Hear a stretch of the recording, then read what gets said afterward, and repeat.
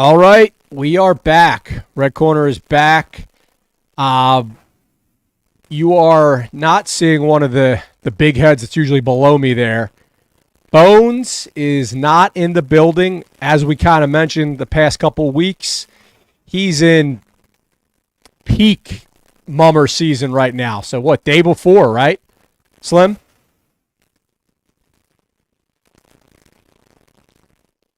Can't hear you.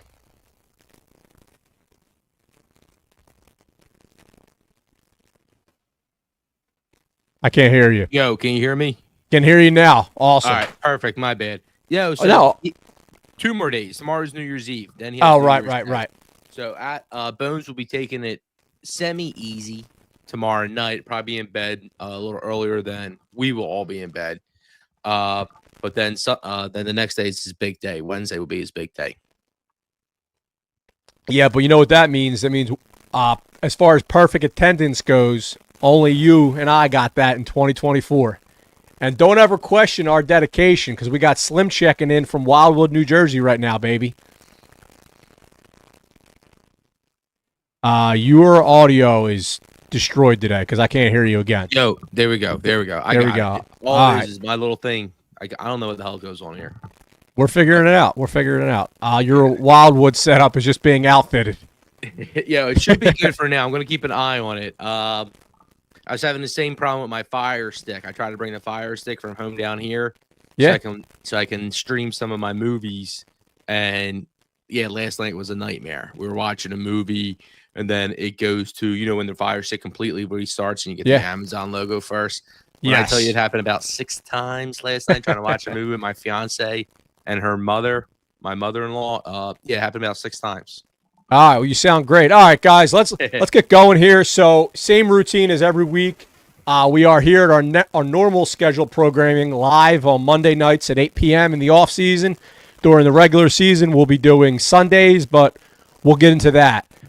We see there's already some action in the chat. PX5, hello, guys. How's it going, man? Thank you for joining us here. Guys, you see in the corner of our screen, we got the YouTube, we got the Instagram, we got the Twitter. Please follow, like, subscribe, do all that stuff.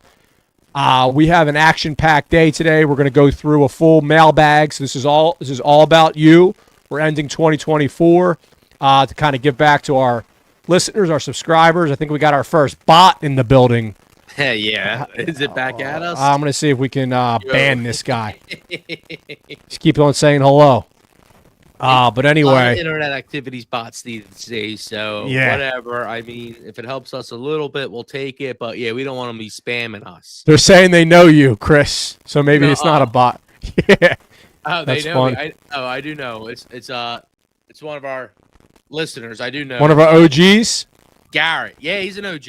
All right, perfect. Well, I apologize for calling you a bot.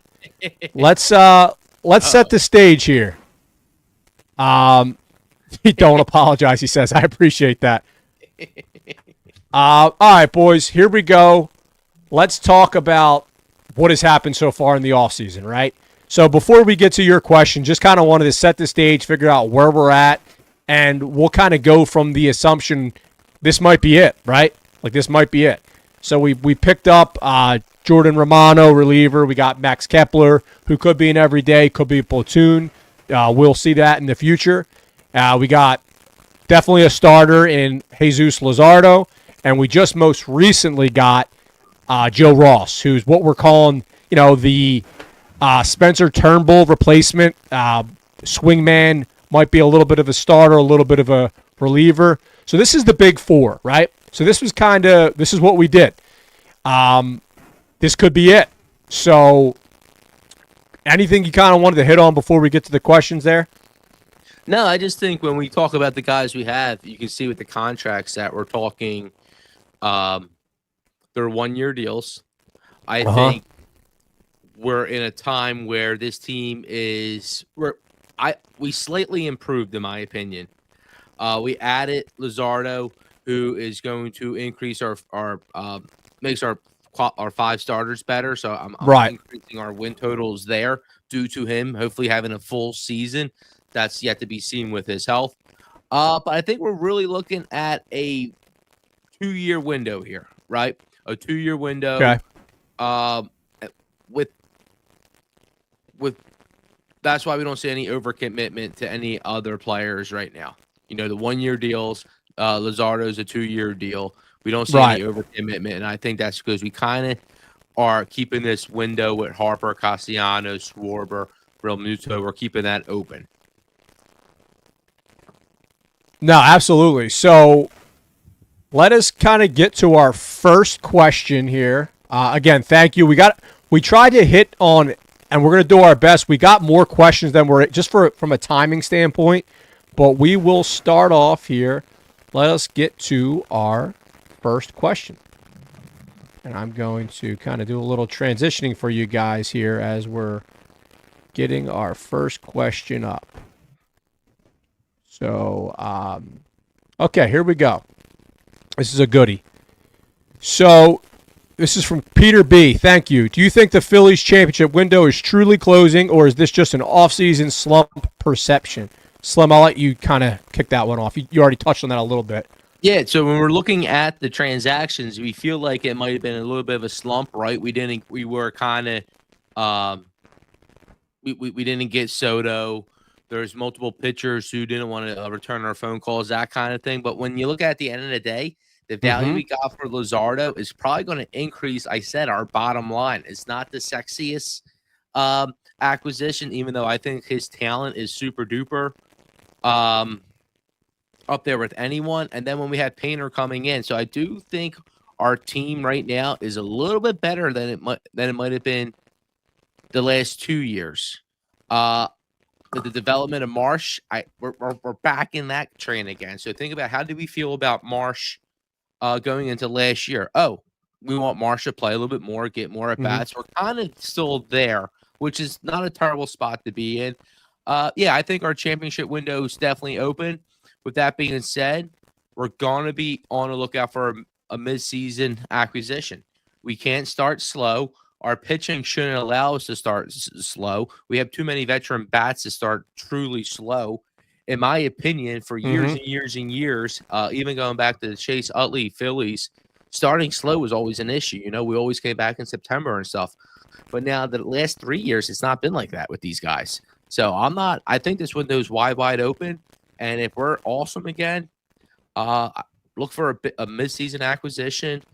And yeah, I still have us in the hunt. And I feel like the NL East is it's super duper competitive. Don't get me wrong. But if we start breaking down the rosters, especially the pitching, look who the Mets are going to be throwing out there. It's going to be an advantage for us. And the Braves lost a starting pitcher.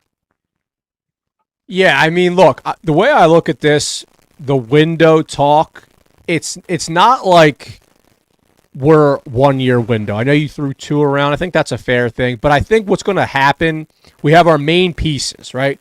We have the Turners, we have the Harpers, the Wheelers and Nolas that are on the books until 2028 and after. Obviously, Turner and Harper even longer than that. But we have the real key pieces that we need, and then it's just going to come down to these, you just hit on, the Luzardos of the world that are we going to hit on these? Are we going to have step-ups from the cheap, pre-ARB guys in Marsh and Stott? Are those guys going to overperform where they're at, right? So having that mix, I think, is going to really figure out where our window is. That's why we play this, why we watch. We don't know that, right? But I really do think 2-3 years is the sweet spot. And then remember, we have a lot. I'm looking at our salary coming off the books right now. 25, 26, we got a lot of people coming off, right? We got JT, we got Schwartz, we got Castellanos, right? There's a lot of big names out there, right? There's the Vlad Guerrero. There's a lot of big names out there where that just extends the window even more once those names start getting floated around.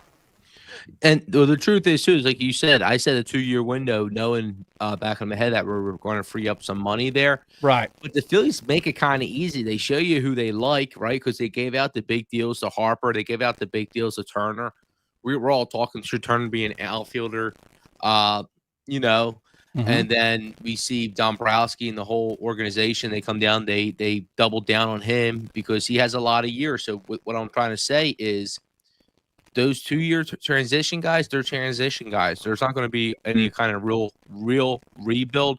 We're transitioning away from dudes who aren't tier one.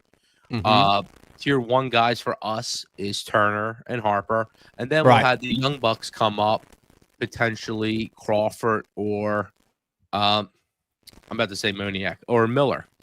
Moniak, yeah, he's gone. He's over in the Angels. Or if a bat becomes available, then we make that move. But who knows? Right now, I mean, it seems like we're probably going to build that culture with Turner and Harper being the cornerstones. The core, absolutely. And then Miller and Crawford learn from those. So, and I'm hoping this is best case scenario. Yep. All right, let's kind of move on to the next question. Thank you for that first one. That was very good, Peter. Our questions were all over the place, so we got let's take a look at the second one here. Let's pop this up. Bam. All right, so best pregame spot for the Phillies. Best pregame spot for the Phillies. Yeah, I guess it really comes down to there's a few things that you got to consider. One, are you going to the game or not, right? So I'm assuming they're asking from the standpoint of pre-gaming the game, right? So if you're going to the game, I kind of put it, the way we always handle it, we put it in two buckets. You got the tailgate move, then you got the bar move. So I'll let you kind of respond to that, and then I got a couple ideas on my end here. You're muted, brother. When we go to the game, we keep it pretty traditional. We're tailgating outside, especially if it's nice out. Yep. But if we're going to do a bar, you got to stay close.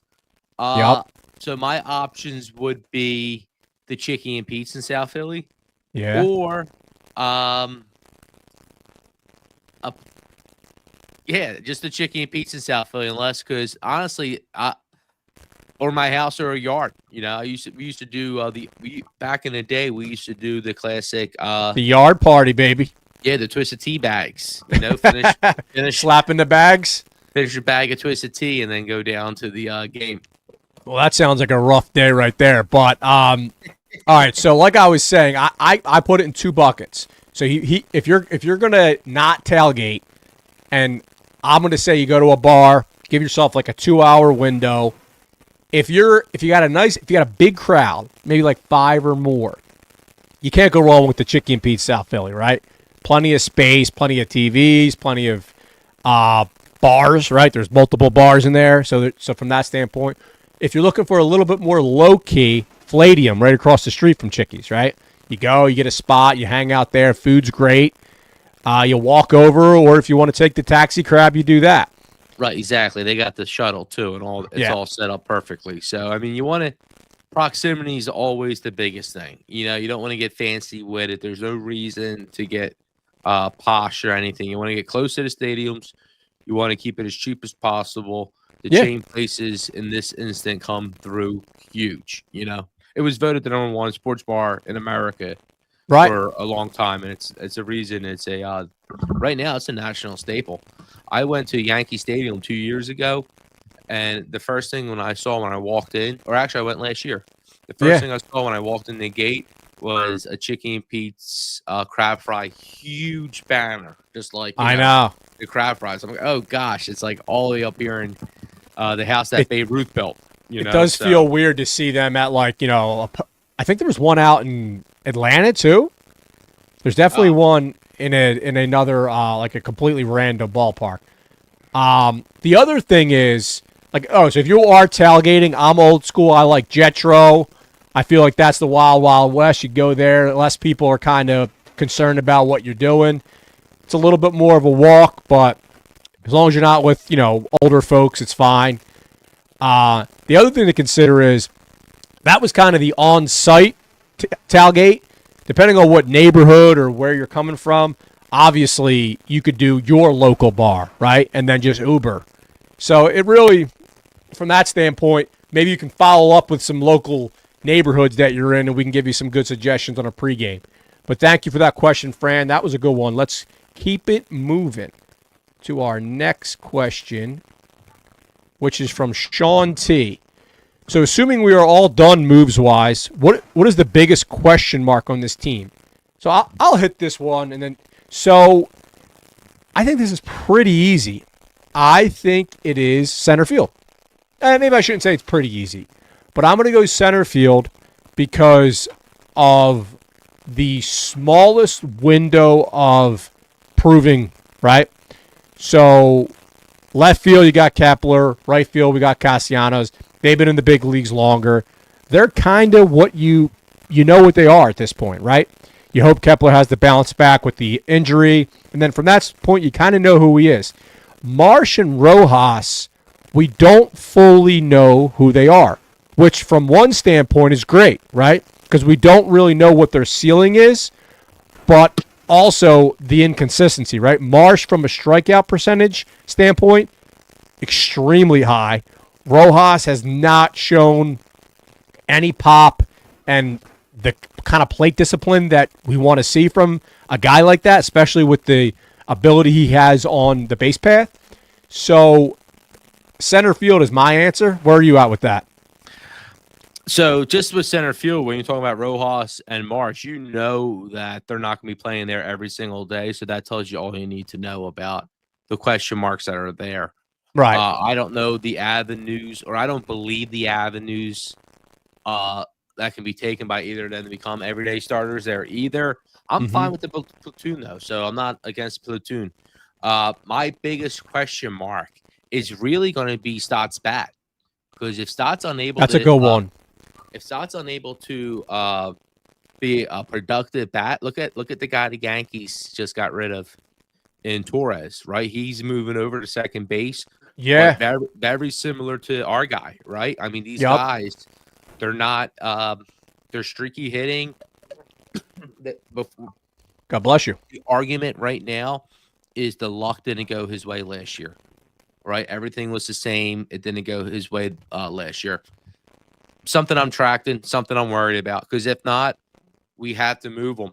And the same thing I was kind of saying last week, there's certain guys we got to identify who we want to keep and who we want to move potentially midseason. And we got to make those. It's not the way that it's. People often say that it's not a video game. You know, you're playing Madden and it's not at 2K, yada, yada, yada. Right. And it's like, okay, but the real truth, I never really bought that. But what I do buy is you got to do it quick, you know, because if not, it becomes like a whole little thing. So I don't know. I would pick you got to identify your guys and then get rid of them. If Stott's not hitting early, I'll put him right back on the block, because he's not a dude. I think we need to have, imagine Stott's there for another 3 years. You know, what does that look like?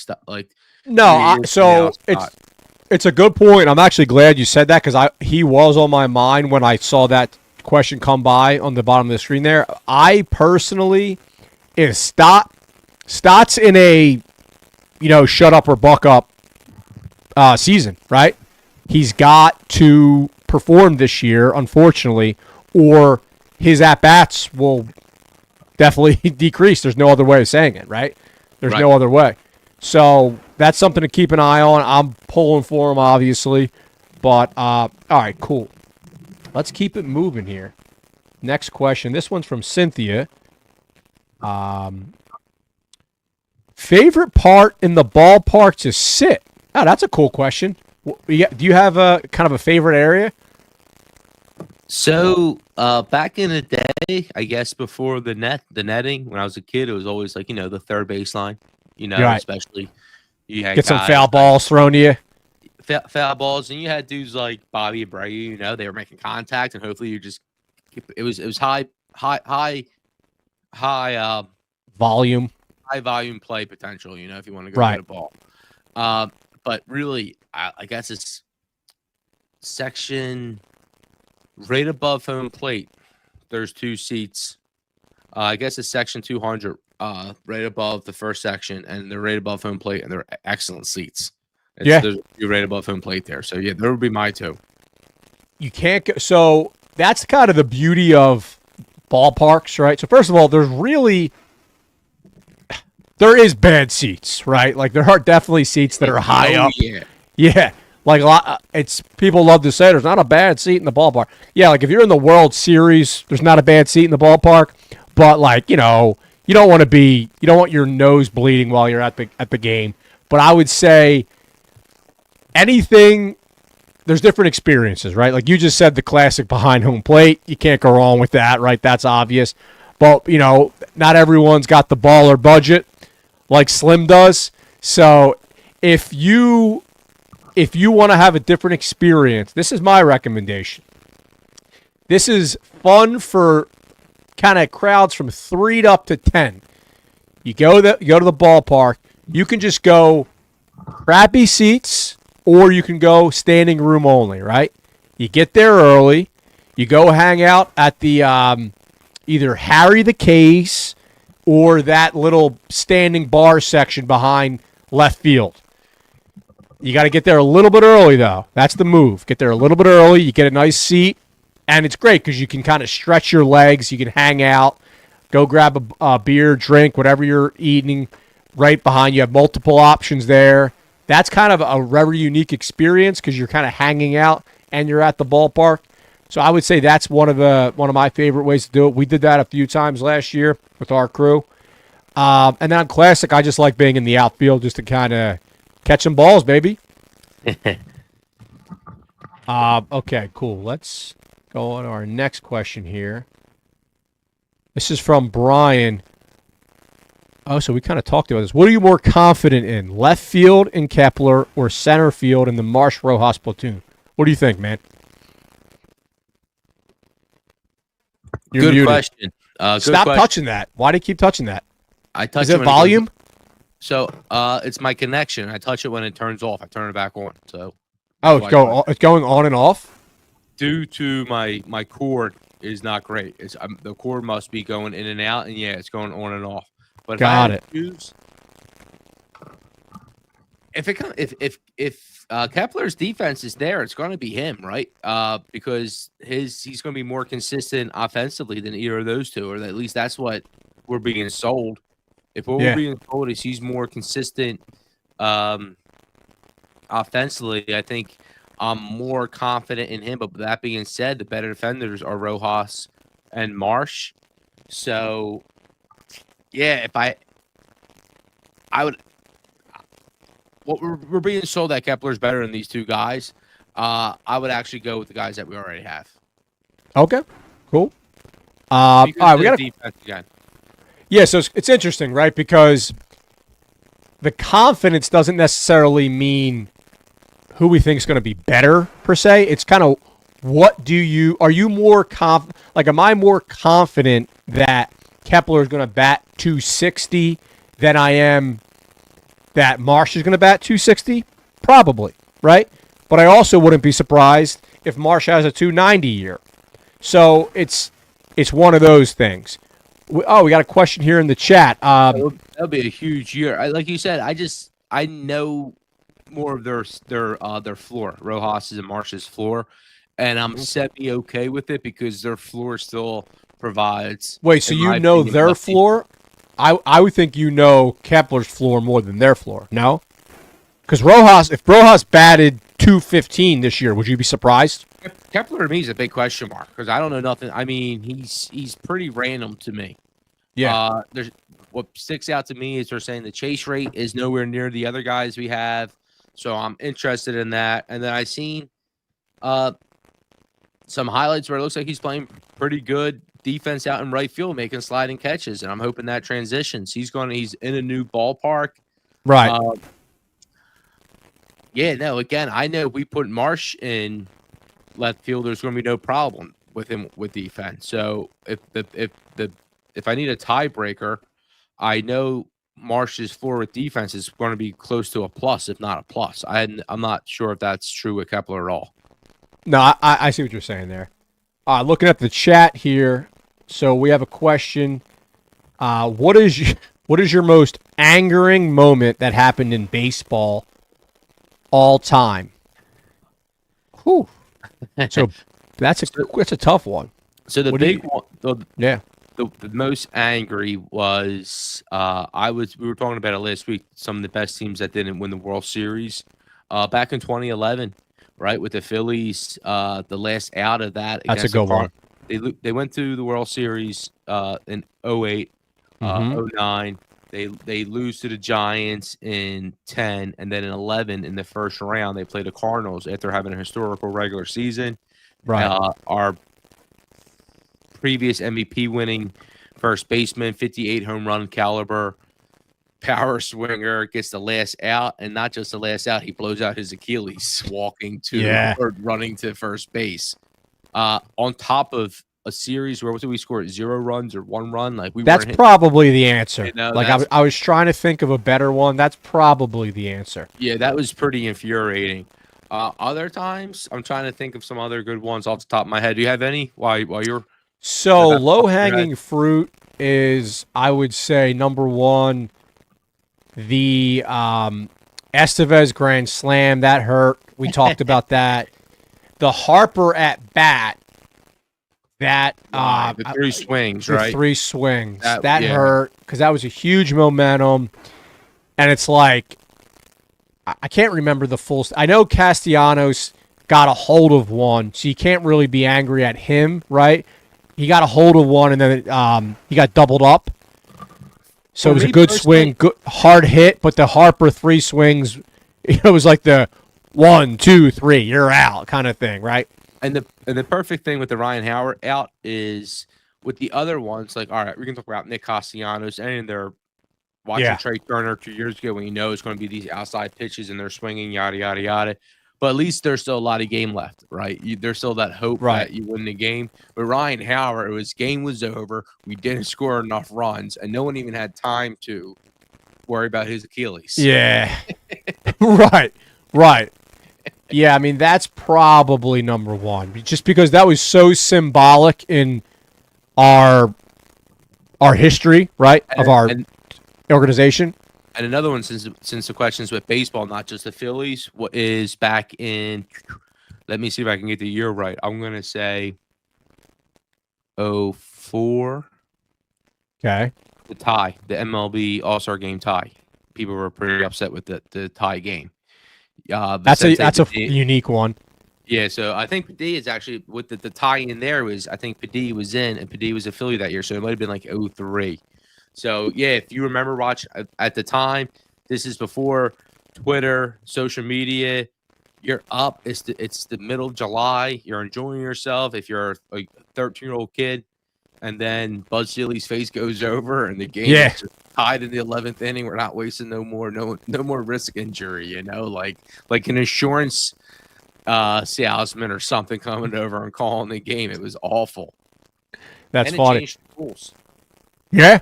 How about that for a nice little deep baseball cut? He wasn't expecting a 2003 All-Star game recall. That's good. All right, let's kind of move on. Thank you for that chat question. Chats are open, guys. Chats are open. So let's move on. From next question is from Stan. Thoughts on Cam Newton's comments on the WNBA versus baseball trend in the future? I see you fired up over there. What do you got? So the first thing is Cam Newton is good at his job, right? Because now he's good on the mic. He's giving us some content to talk about. The WNBA is having a fantastic year when it comes to at least being in the sports spectrum, people chatting about it, right? More people watching it, more people commenting on it, good and bad. You know, all the publicity is good. With that being said, right, baseball right now is absolutely booming. You know, when you talk about you want the good and the bad, what's the bad with the baseball right now? You know, what's the most negative thing with baseball right now? It might be, I don't want to get into all the controversial stuff, but right now it's kind of on the hush hush, whatever it is, you know. Well, so yeah, I don't even know what you're referring to with the controversial stuff. I would say the bad in baseball is the biggest criticism of baseball, right? So NBA, a lot of their publicity is both, right? They get a lot of good stuff and they get a lot of criticism. A lot of the criticism creates a lot of their content, or a lot, like I said, at least a lot of whatever. At least from what I see, there's a lot of it's the old Howard Stern thing. People listen to him because they like him, and they Yeah. listen to him because they hate him. With baseball, I don't think we really get the hate thing. That might be a point for Cam Newton. That maybe the WNBA has crossed a pop culture lexicon that baseball is kind of staying away from. No, so 100%. So to your point, I would say baseball, the numbers are the numbers, right? Attendance is up, I think like 15%. Viewership's up, everything's up. The highest paid athlete in the world right now is a baseball player, right? That alone, there's some kid in Florida, right, who sees that, and maybe that makes him choose baseball over football. I'm making something up, right? But that's the stuff that matters, right? Because that's how baseball was viewed in the 90s, right? When Ken Griffey, Sammy Sosa, Mark McGwire transitioning to the A-Rod deals, right? And then we kind of got away from that. Games got long. Analytics changed the game with no stolen bases. Stolen bases are back. Manfred can be criticized, but he's putting results out there, right? These are actual things. How can you say this guy's not doing a good job when all the actual quantitative numbers are just showing that baseball is on fire? Now, it's going to be interesting, especially if he brings some kind of, like we talked about, the national televised deals, maybe in a few years from now. Yes. Because then now we're talking real boohoo bucks. He's able to monetize all the chatter, all the because that's what's the problem with it. It's great to have people talking about your league, but you really want to be able to. It's hard to make money off it, because like nobody's making money off these Twitter talking heads, or if they work for another network or something along those lines. What's going to be funny though is Bud Selig in the Hall of Fame, right? Bud Selig got in the Hall of Fame. He oversaw the steroid era, and whatever, they put him in the Hall of Fame. He has some blemishes there. Anyone that was involved in the steroid era is not. Then what's going to happen? Manfred's going to bring in crazy money. His name eventually, when he steps down, might get brought up.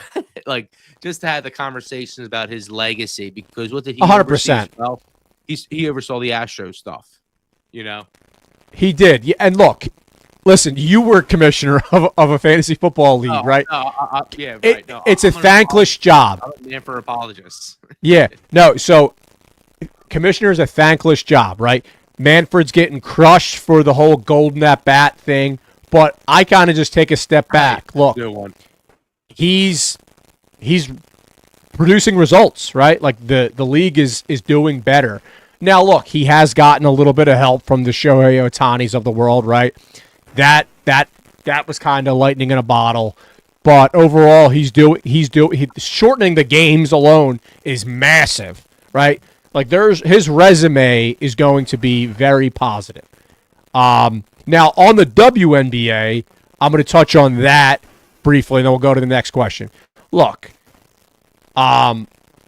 women's sports get less viewers, right? It's simple as that. There's a couple reasons. The biggest one is women watch sports less than men do, right? So this is an oversimplification, but it really comes down to the stats show that. My wife is a sports fan. My wife's favorite sport is volleyball. She's also a volleyball coach. Guess what my wife doesn't do? She doesn't watch volleyball, right? So it's just a trend that, whatever reason, that women tend to watch sports less. Now, there are plenty of women who watch plenty of sports. I'm just speaking to the numbers, right?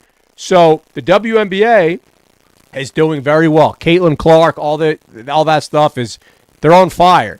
But from a numbers standpoint, their pool is never going to be as big as baseball's is to overtake that. Not now, not in 10 years, not in 20 years. What Cam Newton said, it's not happening. But I love to see the WA get some love because we're basketball guys too.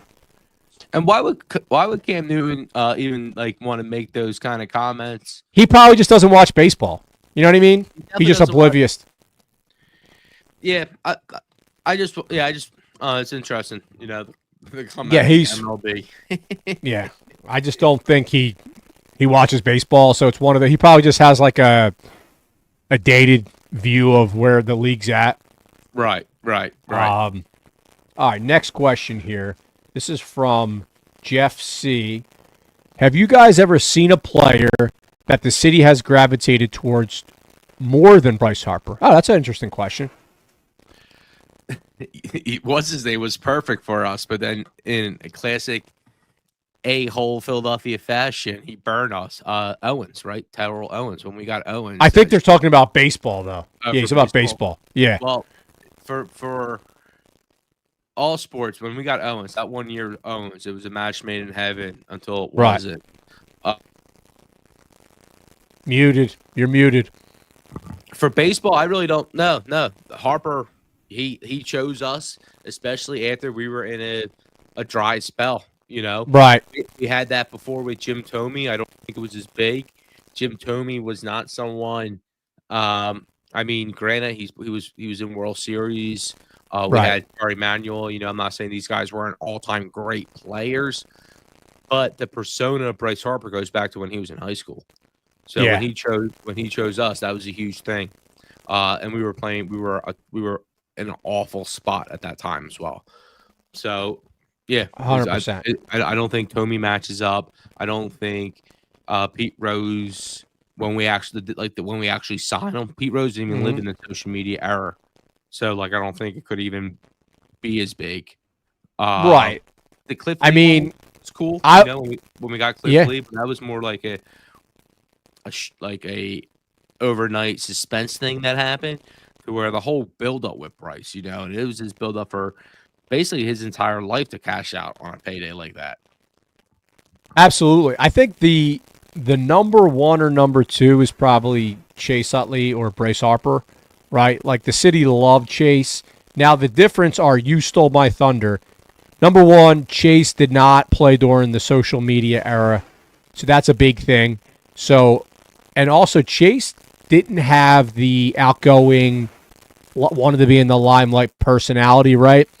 So everyone loved the kind of old school, gritty, played hard on the field, no BS guy that Chase was. But Bryce has embraced the city more than anyone has ever. He's got the. Now, be very careful how I'm about to say this. And one of my coworkers is a Yankee fan, and I had this conversation with him, and he got a little bit. As soon as I made this comparison, people jump down your throat. But Bryce Harper is the closest thing to LeBron James right? And the reason, and I'm not saying he's the GOAT. I'm not saying he's as good at baseball as LeBron is at basketball. But what I am saying is Bryce Harper has been in the spotlight since he's been 15 years old, right? He's been the equivalent of viral since he's been 15 years old. He was on the cover of Sports Illustrated, and he was a number one overall pick. And he's lived up to the hype every step of the way, right? So, and that guy chose Philly. PED. Yeah, the whole thing. Yeah. So that's why I feel like the fact that he's done all of those things and still has embraced and represented the city as much as he has, I don't think there has been a guy. The kids love him, right? The kids love his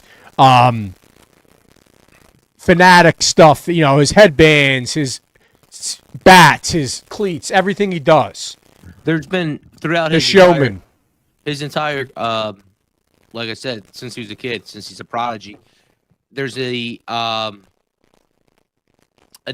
there's a unanimousness about it, right? Oh, because he's always been the best. A lot of people are the best in high school, they're the best in college, and then then they're not the best in the MLB. That wasn't the case with Bryce Harper. And you go back to a national team, you can ask Juan Soto who's the best, and he's sitting there thinking, oh, it might be Bryce Harper, right? Right. When we had Chase Utley, there was the debate. Who's the best? Is it him? Is it Howard? Is it Rollins? With Harper, there was no real debate. I'm not saying he's at the peak of his career now, but there's no debate on who's the best. Going back even with Michael Schmidt, I watched the documentary yesterday morning. Did you watch that? I saw that. Yeah, I did watch it. I've been watching over the holiday break. I've been watching some MLB Network stuff. But Nice. yeah, even with Michael Jack Smith, you talk to older people that there was a lot of criticism towards him, and a lot of people that were great players here always caught a lot of heat. Harper never really hasn't caught any heat like that. I can't really think of any time he's ever even caught heat. Right. The only criticism he's gotten is occasionally not running out to first. There was a little bit of that last year. But you're right, because Harper takes accountability when he does make a mistake, and he's come up in gigantic moments, right? Bedlam at the bank. It's his bat that was the creator of that moment, right? Right. So he's stepped up to the occasion. He loves the big moment and he thrives in it. But no, good call out with Michael Jack Schmidt, because he's the greatest player in Phillies history, greatest player at his position ever. But he never really connected with the city until after the fact, which I'm glad he did eventually. All right, we got one more question here. Let's jump to our last question. This is a little bit on the negative side. Ooh. Percentage chance the Phillies finished third in the division. What do you think about that? Percentage chance. I'll give it 30%. Oh, wow. That's pretty high, man. So you're saying, obviously, Braves and Mets. I think anybody who's reading that question is thinking Braves and Mets would be finishing 1 and 2 in that scenario. A 36% chance to win ourselves, 33% for the Braves, and 30% for the Mets. Okay, so I guess that's not crazy, actually, when you kind of really look at the math. Well, his question is different, is who comes in third place there. So it's kind of a little reverse there, but yeah. No, but it's kind of similar to what you're saying, because you're basically saying that. Yeah, so I would say it's a three. Yeah, it's a I want to say a race, 15% chance. Right. There's a 15% chance that we come in third place. Thank you, Shawnee K, for that negative question. I hope that does not happen, but we will see. What's the odds that the Nationals don't come in fourth place? Or fifth place? Well, it looks like Miami's going to be really bad. Yeah, true. So what are the odds that the Nationals finish above one of the three teams we're expecting? I would probably put that about, again, 33%. They got some young arms. They got they got some young talent. They got these teams that kind of stink, that don't have the money.